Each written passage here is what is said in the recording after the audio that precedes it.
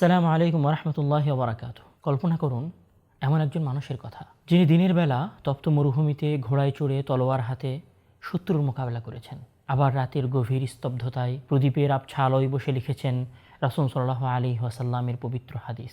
যিনি মুহাদ্দিস হওয়ার পাশাপাশি ব্যবসার মাধ্যমে অঢেল সম্পদের মালিক হয়েছিলেন, কিন্তু সেই বিশাল সম্পদের একটি দিরহামও তিনি নিজের জন্য জমিয়ে রাখেননি। সব উজাড় করে দেন গরিবদের মাঝে, ঋণগ্রস্তদের ঘরে, জ্ঞান পিপাসু ছাত্রদের পেছনে। তিনি একাধারে ছিলেন শ্রেষ্ঠ মুহাদ্দিস, সফল ব্যবসায়ী, অকুতভয় যোদ্ধা এবং দুনিয়া বিমুখ এক মহান জাহেদ। তিনি সেই বিখ্যাত উদ্ধৃতির মালিক যিনি বলেছিলেন, রুব্বা আমালিন সগীরিন তুকসিরুহুন নিয়্যাহ ওয়া রুব্বা আমালিন কাসীরিন তুসাগগিরুহুন নিয়্যাহ। কত ছোট আমল আছে যা নিয়তের শক্তিতে বিশাল হয়ে ওঠে, আর কত বড় আমল আছে যা নিয়তের দুর্বলতায় ক্ষুদ্র হয়ে যায়। ইমাম আহমদ ইবনে হাম্বল রাহিমাহুল্লাহ, যিনি নিজেই ইসলামের ইতিহাসের অন্যতম শ্রেষ্ঠ ইমাম, তিনি এই মানুষটির সম্পর্কে বলেছিলেন, আমি তার মতো পরিপূর্ণ মানুষ দ্বিতীয়জন আর দেখিনি। কে সেই বিস্ময়কর ব্যক্তি? আল ইতিসাম টিভির ধারাবাহিক আয়োজন ইতিহাসের অজানা মুহাদ্দিসগণের আজকের পর্বে আমরা শুনব ইতিহাসের এক অবিস্মরণীয় নক্ষত্র আব্দুল্লাহ ইবনুল মুবারক রাহিমাহুল্লাহ এর জীবনের অবিশ্বাস্য সব গল্পসমূহ।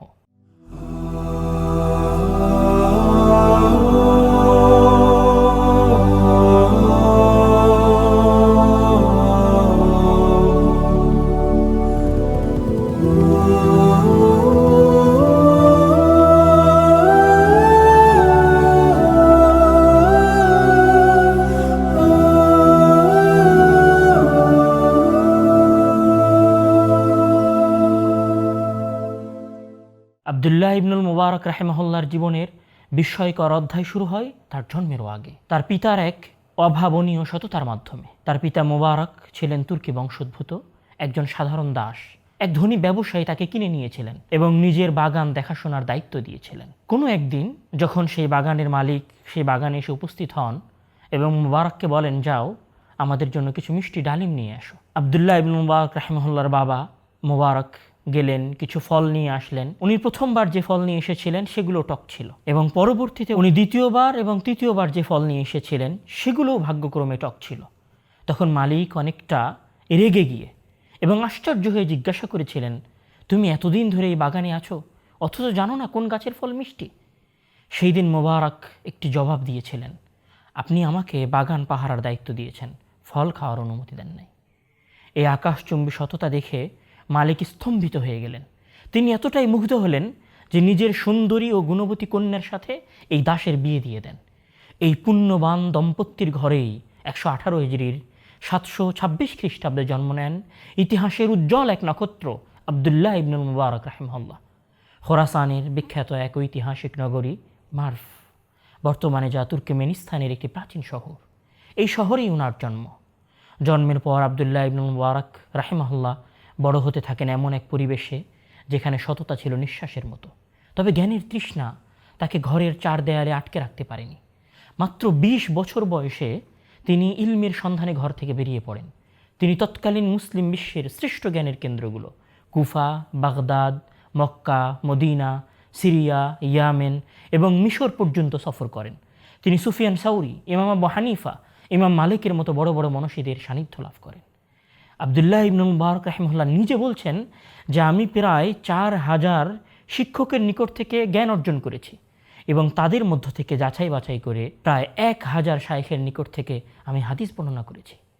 তার জ্ঞানের এই পিপাসা এবং ইলমের দক্ষতা দেখে সুফিয়ান সাউরি রাহিমাহুল্লাহ বলেছিলেন, যিনি নিজেই ইলমের একজন উজ্জ্বল নক্ষত্র, তিনি নিজে বলছেন যে আমি যদি সর্বোচ্চ চেষ্টা করতাম তবুও আমি আব্দুল্লাহ ইবনুল মুবারকের মতো হতে পারতাম না।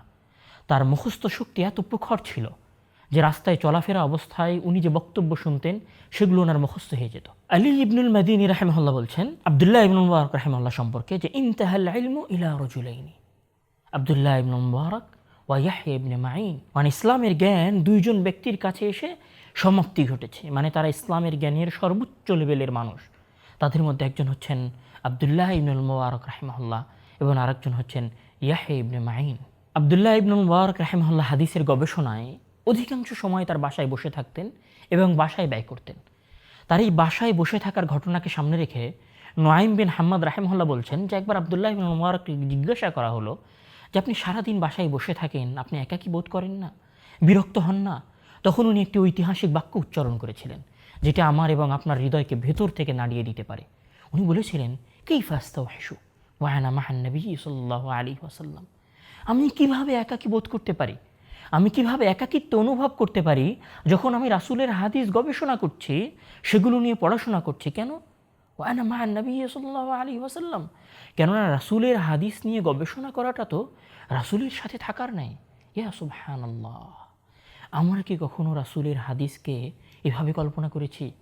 রাসূলের হাদিস শোনার সময় অথবা রাসূলের হাদিস পড়া এবং পড়ানোর সময় আমাদের কি এরকম মনে হয়েছে যে আমরা রাসূলের সাথে আছি? তিনি যখন রাস্তায় চলতেন, তখন তার পিছনে ইলিম পিপাসু ছাত্রদের এক মহা স্রোত চলাফেরা করত। উনি ওনার কোনো এক ইলমি সফরে হারুন আর রশিদের রাজধানী রাক্কায় অবস্থান করছিলেন।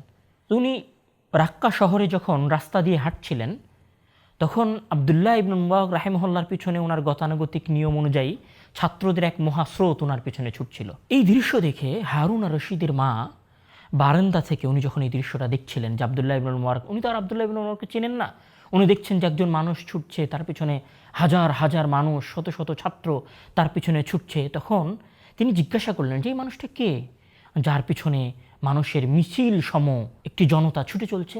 তখন তাকে বলা হলো যে ইনি হচ্ছেন বর্তমান সময়ের মুহাদ্দিস, এই সময়ের সবচেয়ে বড় আলেম আবদুল্লাহ ইবনে মুবারক। তখন হারুন আর রশিদের মা বলেছিলেন, হাদা ওয়াল্লাহি আল মালিক, এই তো বর্তমান প্রকৃত মালিক এবং বাদশাহ। তবে তিনি শুধু একজন ইলিম অর্জনকারী সুমহান স্কলার ছিলেন না, তিনি ছিলেন তৎকালীন সময়ের একজন অত্যন্ত সফল কাপড় ব্যবসায়ী। একবার তাকে প্রশ্ন করা হয়েছিল যে আপনি আমাদেরকে দুনিয়া বিমুখতার উপদেশ দেন, কিন্তু আপনি তো কোটি টাকার ব্যবসা করেন, আপনার বিপুল অর্থ সম্পত্তি। তখন উনি চমৎকার একটি জবাব দিয়েছিলেন। উনি বলেছিলেন, আমি ব্যবসা করি যাতে আমার আত্মসম্মান রক্ষা করতে পারি এবং ইবাদতে শক্তি পাই। তিনি তার উপার্জিত সম্পদের লভ্যাংশ দিয়ে দরিদ্র আলেমদের ঋণও শোধ করতেন। ওনার জীবনীতে একটি হৃদয়স্পর্শী ঘটনা আছে। উনি যখন রাক্কায় অবস্থান করছিলেন, তখন ওনার কাছে একটা ছাত্র নিয়মিত আসা যাওয়া করতো। অনেক অসংখ্য ছাত্র ওনার কাছে আসা যাওয়া করতো, তার মধ্যে একটা ছাত্র ওনার কাছে নিয়মিত আসা যাওয়া করতো।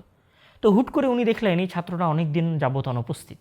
তখন উনি খোঁজ নিলেন যে ছাত্রটা কোথায় গেছে। তো খোঁজ নিয়ে উনি জানলেন যে 10,000 দিরহাম ঋণ থাকার কারণে ওই ছাত্রটি জেলে রয়েছে। এই সংবাদ জানার পরে আবদুল্লাহ ইবনে মুবারক রাহিমাহুল্লাহ সকলের অগোচরে নিজে 10,000 দিরহাম ওই ছাত্রের যে ঋণ ছিল সেটা পরিশোধ করে দেন। এবং উনি এমন একটা ভাব করেন, এমন একটি পরিবেশ তৈরি করে ফেলেন যে কেউ বুঝতেও পারেনি যে আবদুল্লাহ ইবনে মুবারক রাহিমাহুল্লাহ তার ঋণ শোধ করেছেন। এমনকি ওই ছাত্রটাও বুঝতে পারেনি যে আবদুল্লাহ ইবনে মুবারক রাহিমাহুল্লাহ তার ঋণ শোধ করেছেন। যখন কিছুদিন পর সে আবদুল্লাহ ইবনে মুবারকের দার্সে উপস্থিত হয়েছেন, তখন আবদুল্লাহ ইবনে মুবারক রাহিমাহুল্লাহ তাকে জিজ্ঞাসা করছে নিজে থেকেই যে তুমি এতদিন কোথায় ছিলে?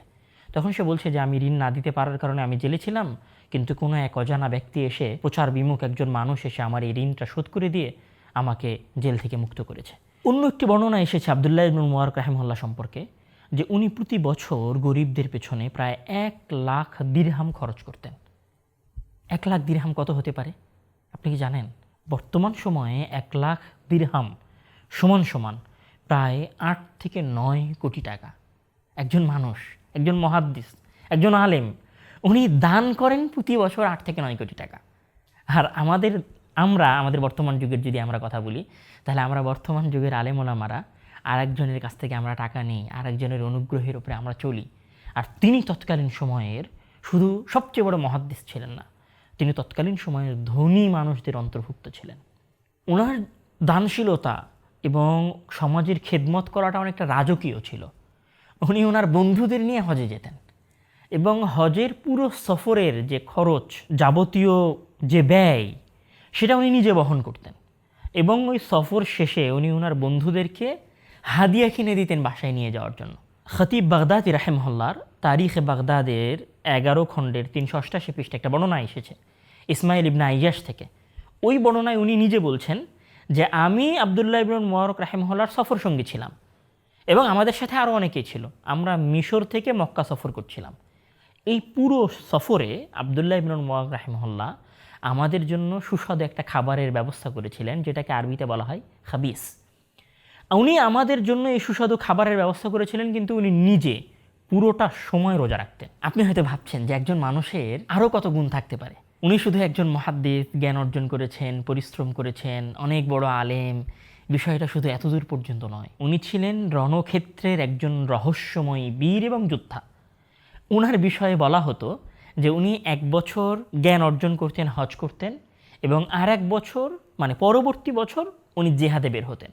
মানে উনি প্রতি 1 বছর পর পর জিহাদে বের হতেন। সিয়ার ও আলামিন নুবালার মধ্যে, যেটি ইমাম জাহাবি রাহিমাহুল্লাহর একটি গ্রন্থ, সেই বইয়ের 8ম খণ্ডের 405 পৃষ্ঠা একটি ঘটনার কথা উল্লেখ করা হয়েছে যে তৎকালীন সময় মুসলমানদের সাথে নিয়মিত রোমানদের লড়াই চলতো। এইরকম একটি লড়াই ছিল তারসুস অঞ্চলে। এই অঞ্চলে যখন মুসলমানদের সাথে রোমানদের যুদ্ধ চলছিল, এই যুদ্ধে একজন রোমান যোদ্ধা মুসলমানদেরকে দ্বন্দ্বযুদ্ধের আহ্বান জানায় এবং সেই দ্বন্দ্বযুদ্ধে পর পর কয়েকজন মুসলিম সৈন্য শাহাদত বরণ করে। তখন ওইখানে একজন ব্যক্তি, যার মুখ নেকাব দিয়ে ঢাকা ছিল, সে যুদ্ধের ময়দানে নামে এবং চোখের পলকে ওই রোমান ব্যক্তিকে ধরাশয়ী করে ফেলে এবং তাকে ধুলোয় মিশিয়ে দেয় এবং পরাজিত করে। কৌতূহলী সেনারা তখন তার পরিচয় জানার চেষ্টা করেছিল যে ইনি এমন কে, যিনি মুখে নেকাব দিয়ে এসে এরকম একজন রোমান সৈন্যকে পরাজিত করতে পারেন। তো ওই সময় ওই যুদ্ধে আবদুল্লাহ ইবনে মুবারক রাহিমাহুল্লাহর একজন পরিচিত ব্যক্তিও ছিলেন, যার নাম হচ্ছেন আবদা ইবনে সুলাইমান। উনি নিজে থেকে জোর করে আবদুল্লাহ ইবনে মুবারক রাহিমাহুল্লাহর মুখের উপর থেকে নেকাবটা খুলে ফেলেন। তখন সবাই বিস্ময় এবং হতবাক হয়ে দেখে এই অকুতভয় যোদ্ধা এবং মহাবীর আর কেউ ছিলেন না, বরং তিনি ছিলেন স্বয়ং আবদুল্লাহ ইবনে মুবারক রাহিমাহুল্লাহ। আমরা যদি উনার পুরো জীবনীটাকে বিশ্লেষণ করি, তাহলে আমরা দেখব উনি একাধারে মুহাদ্দিস, উনি একাধারে একজন ব্যবসায়ী, আবার উনি একজন শ্রেষ্ঠ যোদ্ধা। তবে চমৎকার বিষয় হচ্ছে ওনার এই অর্থ সম্পত্তি, দান করার এই উদার মন মানসিকতা, আর তৎকালীন যুগের শ্রেষ্ঠ মুহাদ্দিস হওয়ার এই বৈশিষ্ট্য এবং এই ভাগ্য এবং এই বীরত্ব ওনার বিনয়ের হওয়ার প্রতি বিন্দুমাত্র প্রভাব বিস্তার করতে পারে। উনি যেমন ধনী মানুষ ছিলেন, আর উনি যত বড় মুহাদ্দিস মানুষ ছিলেন, তার চাইতে বেশি উনি বিনয় মানুষ ছিলেন। এবং উনার মতো বিনয়ী মানুষ এতগুলো সেফাত একত্রিত হওয়ার পরে খুব কমই দেখা যায়। নুআইম ইবনে হাম্মাদ রাহিমাহুল্লাহ তার সম্পর্কে বলছিলেন, আমি আবদুল্লাহ ইবনে মুবারকের চেয়ে অধিক বুদ্ধিমান এবং ইবাদতে তার চেয়ে পরিশ্রমী আর কাউকে দেখিনি। এই কথার সাথে একটি ঘটনা উল্লেখ করলে উনার বিনয়টা আরও বেশি ফুটে উঠবে, যেটা ইবনে আসাকির রাহিমাহুল্লাহ তার তারিখে দিমাশকের 27 খণ্ডের 64 পৃষ্ঠায় উল্লেখ করেছেন। আবদুল্লাহ ইবনে মুবারক রাহিমাহুল্লাহ একবার একটি মজলিসে উপস্থিত ছিলেন, যেখানে সুফিয়ান ইবনে উওয়াইনা রাহিমাহুল্লাহ, যিনি আবদুল্লাহ ইবনে মুবারকের চাইতে একটু বয়স্ক এবং প্রবীণ মুহাদ্দিস, সুফিয়ান ইবনে ওয়াইনা রাহিমাহুল্লাহ সেখানে উপস্থিত ছিলেন। তো আবদুল্লাহ ইবনে মুবারক রাহিমাহুল্লাহকে জিজ্ঞাসা করা হলো একটা ফতোয়া সম্পর্কে। কোন একজন ব্যক্তি ওনার কাছে আসলেন, একটা ফতোয়া জিজ্ঞাসা করলেন। তো আবদুল্লাহ ইবনে মুবারক রাহিমাহুল্লাহ সুফিয়ান ইবনে ওয়াইনার সামনে ওই ফতোয়ার উনি জবাব দেন নাই, উত্তর দেন নাই, বরং উনি একটা বাক্য উচ্চারণ করলেন যেটি আমাদের জন্য অনেক বেশি শিক্ষণীয় হতে পারে। সেই বাক্যটি হচ্ছে, ইন্না নুহিনা আন নাতাকাল্লামা ইনদা আকাবিরিনা।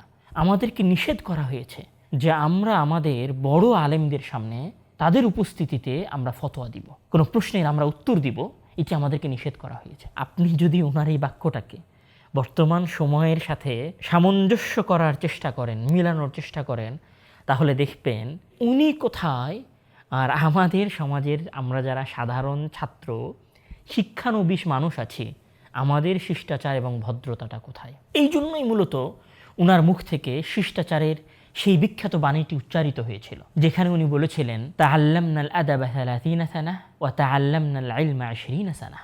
ওনার এই উক্তিটি গায়াতুন নিহায়া ফি তাবাকাতিল কুবরা এই বইয়ের 1ম খণ্ডের 446 পৃষ্ঠায় উল্লেখ করা হয়েছে।